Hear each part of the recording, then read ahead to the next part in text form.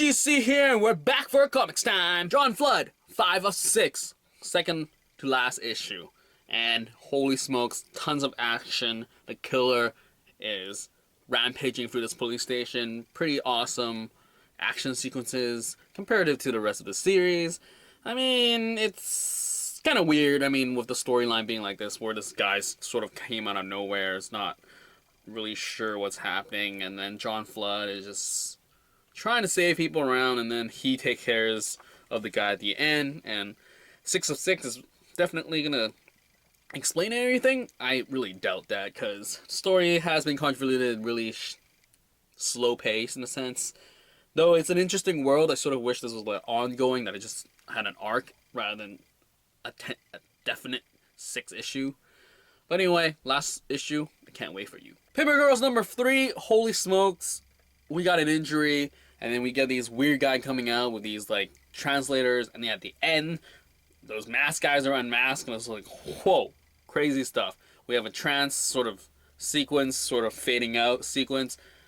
It's interesting for sure. It's like, what's going on? We don't know. Keep on reading Paper Girls. Daredevil number 1, new team, Charles Soule with Ron Garney. Totally different vibe. He's now a prosecution, bringing people in, and then he has a sidekick that's sort of supersonic speed, and there's really weird thing happen at the end. This 10-finger guy, it's really weird. Totally different from the Mark Waid series. The tone is definitely different here. I don't know how I feel about it, because Daredevil, I really did enjoy Waid's interpretation of Daredevil. Here, it seems pretty intense, but I'll stick around to check it out and see how it goes. Will this vibe carry over to Netflix's season 2? Who knows? It might be, because he's fighting against Punisher, a lot more angry sort of stuff, but sidekick, that's interesting for sure. So who knows? Check it out. Check it out. Rocket Girl number 7, long time waiting, finally back. Really love Amy Reeder's art. Story wise, it's still, I don't know, it's up in the air how I feel about it, really, because she's in this time and it's not that exciting. She's trying to get back to her own time, and she fixed stuff, and it affects the future as well. But all in all, it's really, for me anyway, I'm here for the art, because the art is just amazing. I really love the character models, the action-packed sequences, and just the whole concept of it all. It's just great, like a future cop back in time, or current day time, and then it's just fun. Like, definitely this panel, or this was great for sure. Anyway, I can't wait for it. Hope issue 8 will come sooner than later. James Bond 007 issue 2 really felt like just from a Bond movie. The action, the conspiracy, the spy action, and then the fallout from everything, and just James Bond taking it smooth and just figuring out things, and he's always on top of the ball. Or is he? So who knows? Interesting. Art is great. It's just, I don't know, I enjoy the art models. I enjoyed the character models, though I think, I don't know, some scenes during the dialogue feels a bit sluggish, but it's better than most dialogue scenes from most comics. But it's good enough for me. Anyway, can't wait for the next issue. Dave 2, issue 4, the last one, and it's crazy stuff. He goes back in time, fix things, or he tries to, and then it affects the future.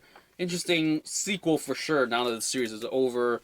The art was consistent and great. It was like a new story with humans involved, and existing characters had their relationship more fleshed out, with especially the status quo changing. That was pretty awesome in terms of just story building, so good job on ya, Ryan.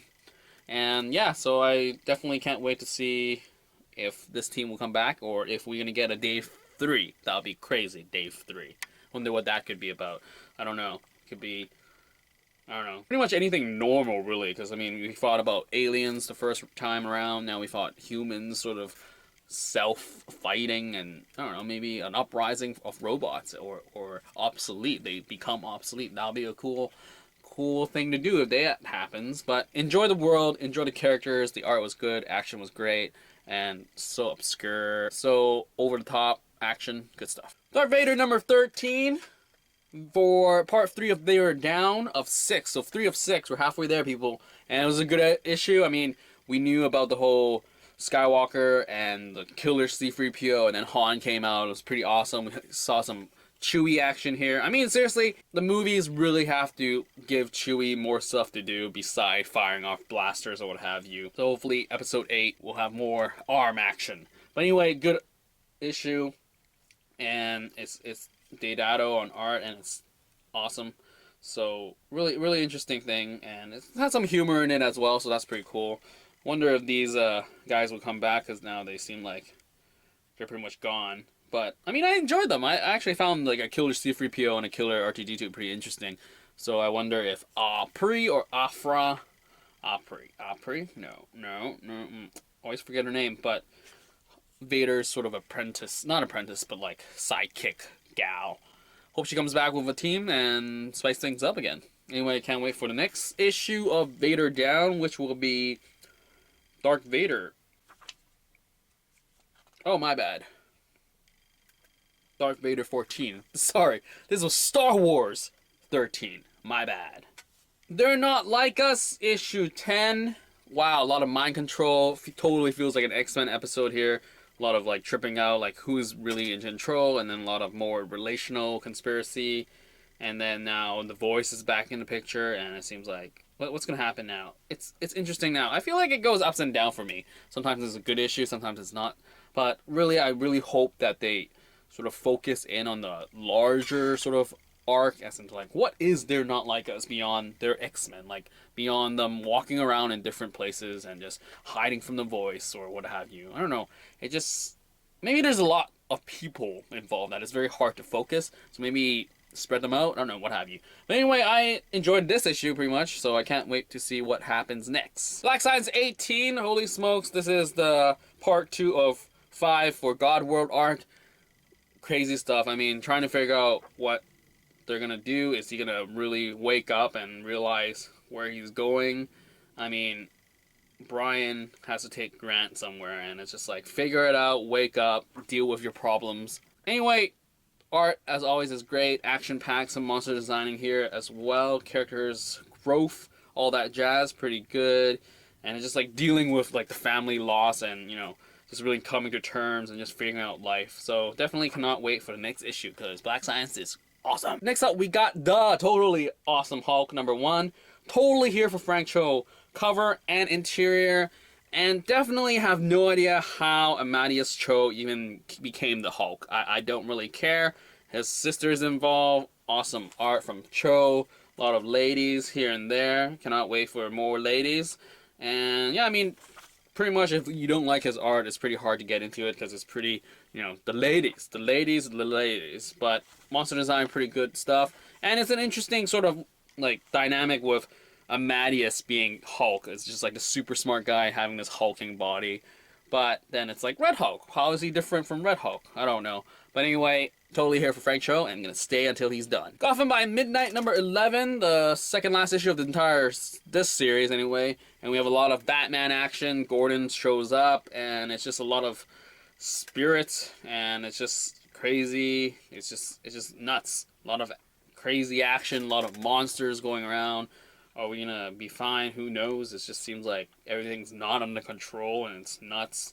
And all of a sudden, we have this crazy ending of like, ooh, balance maybe? Who knows? But yeah, the last issue will tell us. The Prez #6. I originally thought this was going to be a 6-issue thing, but if the last page says anything, it says to be continued, part 1. So hopefully the sales were good enough for the singles, and when the trade comes out, we get the new Volume 2 series. Because I enjoy it. It's a different thing in DC, and I sort of want to support DC in some sense with some of their ragtag sort of books, because I don't think this is amazingly popular, but I enjoyed this issue. We had a lot of figuring out what to do when everyone's against you sort of thing, and she really knew what to do, so it was great. So it was definitely different from issue 1 or 2 when she's still figuring out things out. So in like the span of 4 issues, you sort of figure out like, this is what I gotta do to take care of the people that are against me. But anyway, enjoyed it. Enjoyed the art as always, the world building as always, and we got a new security guard, so that's pretty cool. Didn't see that coming, that she would become the personal bodyguard of the president, but what have you. Anyway, Prez #6. Can't wait, and hopefully there is an issue 7. Fingers crossed. Hope, hope, hope. East of West 22. Oh my goodness. A silent, or pretty much silent issue of just pure action when I was just like, dude, I can't really understand what's happening, but I understand assassination attempt, and it was badass, and it was great. The action was great. The flow and everything, the systematicness of it all, and it's just like brutality. Great, great, great. Oh, there is dialogue at the end. So the Americans have to figure their stuff out because the Chinese aren't messing around. But yeah, East of West. I actually am going to look forward to 23 to see how they're going to, you know, wrap this sort of deal up. Or it's going to take a few issues where it was like the bomb going off into his head or what have you. But anyway, yeah, it was a good issue. Next up is something special. This is a Harley Little Black Book, number 1. I actually haven't opened it yet, so I have no idea what's inside. It could be a crazy sketch cover. It could just be a normal cover, what have you. I haven't even read it. So I'll open this and you can see what I got. We can see this together. So opening. Ooh, it's been in this bag for a while. But, oh, it's open. It's not valuable anymore. Ooh. But anyway, yeah, I wonder if you guys bought it, because it has been a pricey book, and who knows what I got. I mean, if we get anything special, that's going to be awesome, because I totally wasn't planning. But I did hear that J. Scott Campbell drew one of the covers, and I hope I got the correct book, because that would be pretty sad. But anyway, let's take this poly bag out and see what we got. I'm trying not to rip it all, because I'm probably going to keep this, because Amanda Connor... poly bag, why not, people? Why not? So yeah, maybe if you are seeing this now, did you get it? Do you think it's worth it for poly bags nowadays? What's the point? Anything? Leave your comments down below. Well, this is taking a lot longer because I'm doing it live and not in the editing this. Oh, so if you gotta be careful with the corners. I'm not liking how this is coming out. Do I have to really rip through the bag? What do you guys do? Okay, I ripped a bit more of the bag. Please come out now. Now. Nope. So caught. Okay. The comic. I don't want to bend the comic. Okay, come on, bag. Okay, there we go. Enough space, right? Enough space. Oh, this is so fail. This is so fail. Maybe I should edit some of this. Okay, let's just bend it a bit. This is so bad. So bad. What did we get? I can't see it. Ooh! A J. Scott Campbell cover. Is this one of the fancier ones? I haven't seen this one before. What is happening, people? What is happening? Maybe I should look this up and see which one are the rare ones. Maybe this is a rare one, because this looks amazing. Okay, never mind. Oh, I got the pencil cover. That's nice. So I figured it out. I figured out what's up. Is that there's 3 covers, or 3 types of covers. There's like the full color, there's the pencil, and there's the ink. And this one is the ink cover. I haven't read it, so I guess I'll read it now. I mean, I'm glad. I mean, yeah, I enjoy it. Good stuff. I mean, it's not worth anything on eBay, but it doesn't really matter. But, yeah, so I'll read it for next week or have you, or I don't even know. But anyway, that is it for this week's Comics Time. If you have anything to say, leave your comments down below. I'll get back to you as soon as possible, and that is it for this Comics Time. Out!